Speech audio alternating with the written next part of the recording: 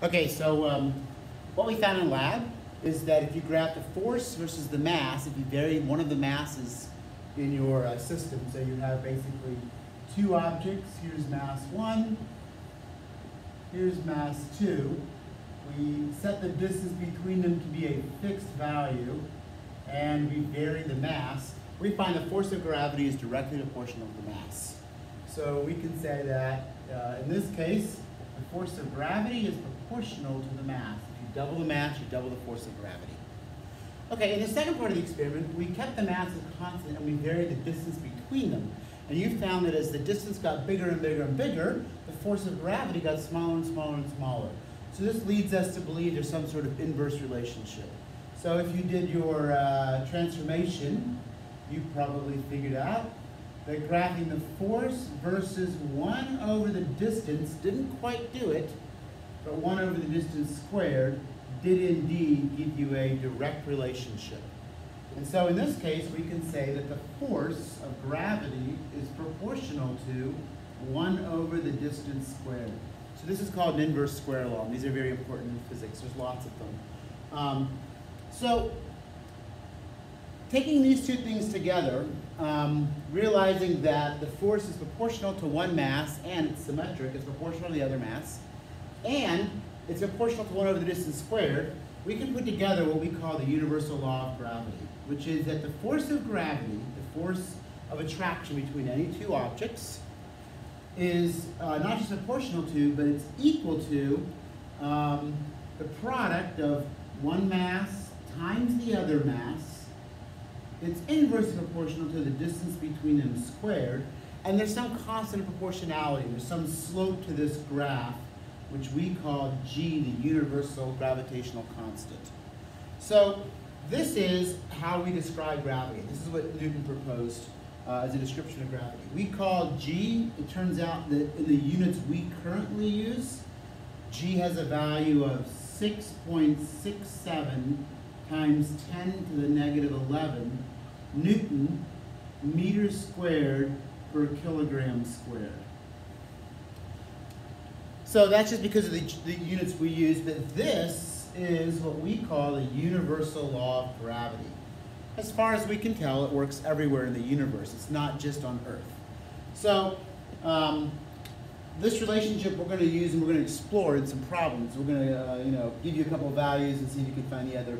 The thing to notice here is that this constant is very, very small, so that in order to have any kind of appreciable force, a force that you would notice, you need really large masses. And the typical mass of you and a friend is not enough to cause any significant force of gravity. So you'll solve some problems with that. So since this is AP Physics, we're going to assume you can plug and chug and manipulate this equation.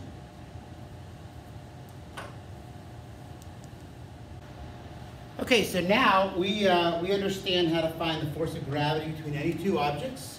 Our big equation is that the force of gravity equals this universal constant times the mass of object 1 times the mass of object 2 divided by the distance between their centers, and we're going to call that r squared sometimes.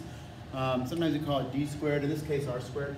And of course you guys know that g equals 6.67 times 10 to the negative 11 Newton meters squared per kilogram squared.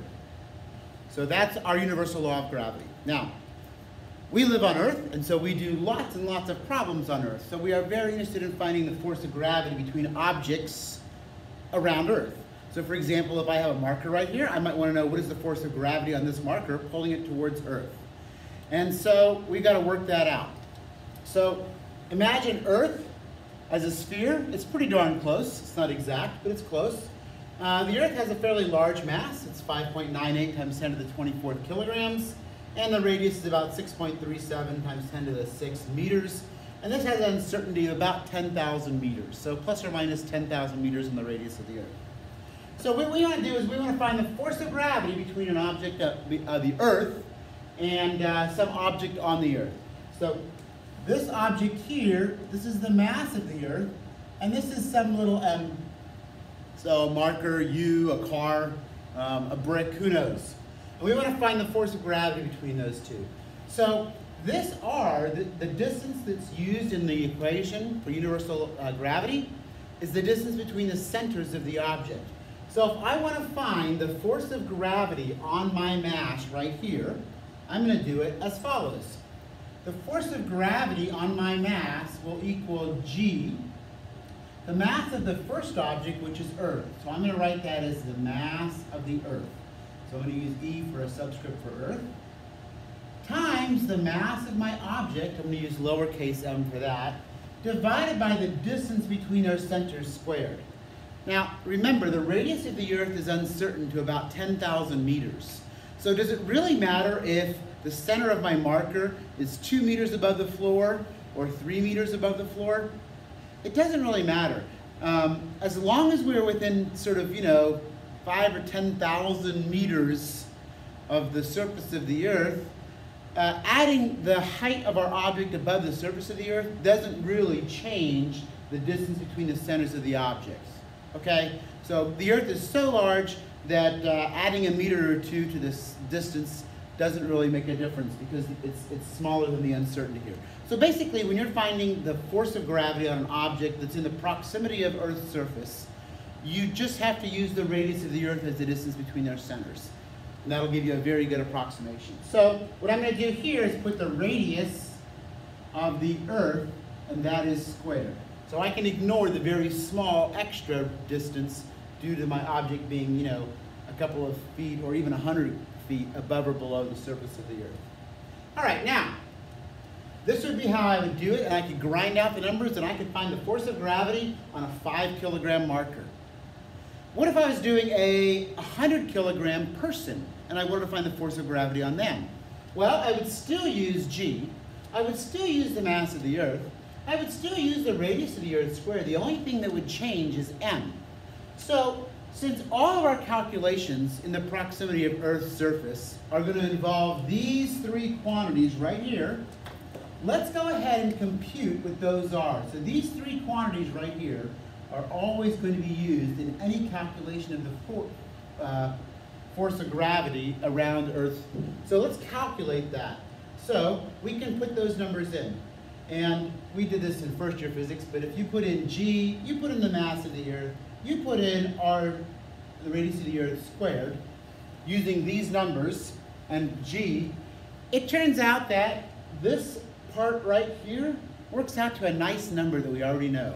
It's 9.81. So we are going to call all of this mess here, we're going to call that little g. It is the acceleration due to gravity for our Earth when you are near the surface of our Earth. All right? And so little g has a value of about 9.81 newtons per kilogram, which is also meters per second squared. And so if I want to find the force of gravity on an object, and the object happens to be near the surface of the Earth, I already know the value of this section right here. It's g. I can just multiply it by the mass of my object. And this is where we get that relationship we learned about before, that the force of gravity is equal to m times g. Sometimes we write this as m times g. And so really that is just a special case of applying Newton's universal law of gravity to our Earth. Okay? So that leads us to the following. If you want to find the gravitational constant for a planet, so this is for some arbitrary planet, the gravitational constant for that planet will equal g, the universal gravitational constant, times the mass of the planet divided by the radius of the planet squared. So this is how we find the gravitational constant for any given planet.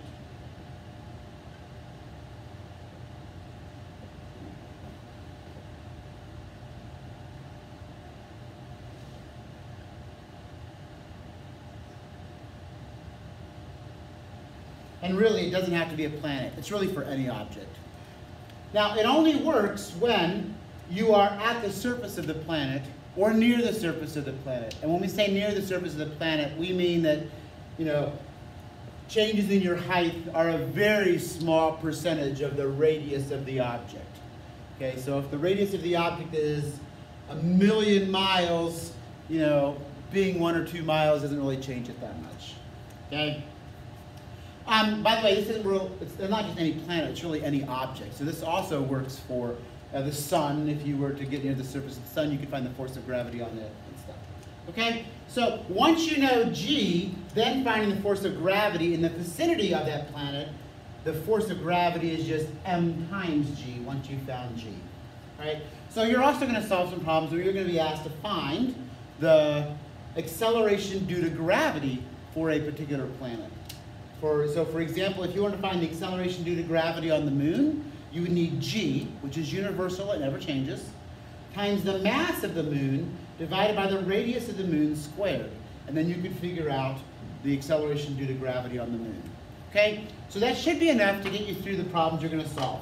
You're going to solve some problems involving the universal law of gravity, and just pay attention to units. The mass has got to be in kilograms, the radius has got to be in meters. You know that because of the constant we're using. The constant we're using is given in Newton, meters squared per kilogram squared. If you wanted to use feet instead of meters, that's totally fine. You just need a different constant. I don't know what it is. I'm sure you could look it up. And then it would be Newton feet squared per kilogram squared, and you could solve the problems. But this is the constant we have. This is the constant you're going to get on the AP exam. You can look at your reference sheet. It's there. And so we're going to solve all our problems in newtons, meters as our distance, kilograms as our units of mass. Okay? All right, good luck.